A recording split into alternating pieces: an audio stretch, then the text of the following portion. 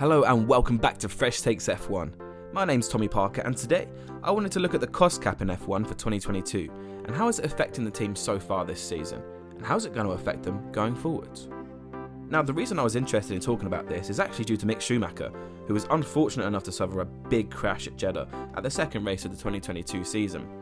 Haas have actually indicated that the severity of the crash has had to make them rethink their budget strategy, and many around the paddock, including Toto Wolff, believing that they will be granted an extra allowance by the FIA.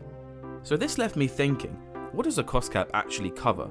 And how come Haas are struggling with it so early on? And what does this mean for the rest of the season? So firstly, what is the cost cap?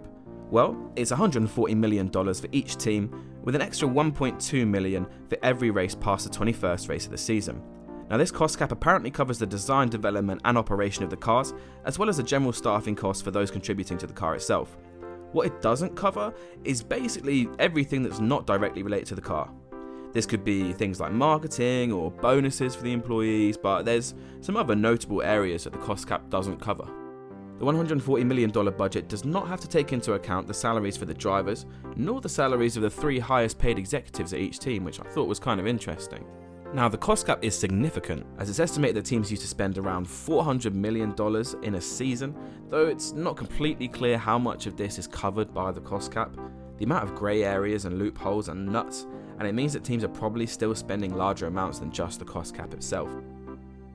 Gary Anderson from over at The Race estimated that it's probably still costing around $350 million to put both cars onto the grid. So this leads me to Haas, and why are they struggling so early to balance the books? As we've known for a while, Haas aren't really the big money ballers like Mercedes or Ferrari, and they've struggled through recent years with financing the team. However, they've been aware of this for quite a while, and they chose to sacrifice last season for a shot at nailing these new regulations in 2022. This led to Haas turning up with one of the most developed cars on the grid at the start of the season. Now, there's other teams like Williams and Aston Martin who may also be struggling, but Haas having the better car is actually hurting them in the long run. As the cost cap covers all elements based around car design and development, this is basically all Haas have been spending on for the last 2 years. It means it might actually cost a bit more for them to put their brand new car on the grid when it splits in half than it does for other teams like Williams and Aston, who maybe don't have as developed a car. So what does that mean for the rest of the season? Well, it means that teams are going to have to be very careful going forward, with teams like Alpine putting Alonso through 3 power units in 3 races.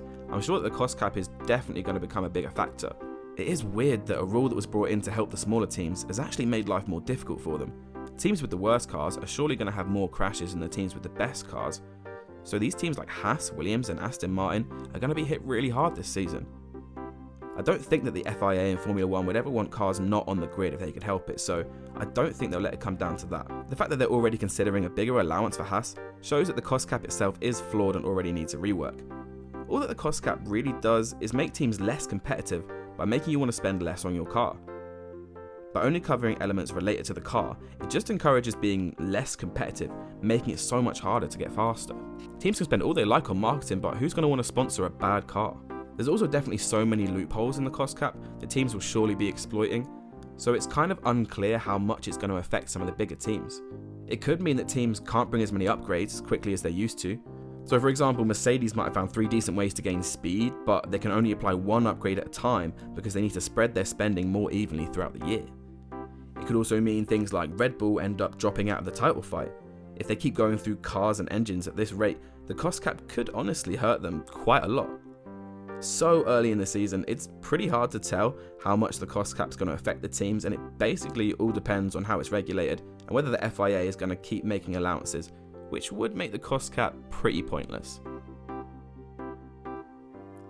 One thing I do know is that we're going to keep hearing news about it, and if the FIA really put their foot down, it could become the biggest hidden threat in Formula 1.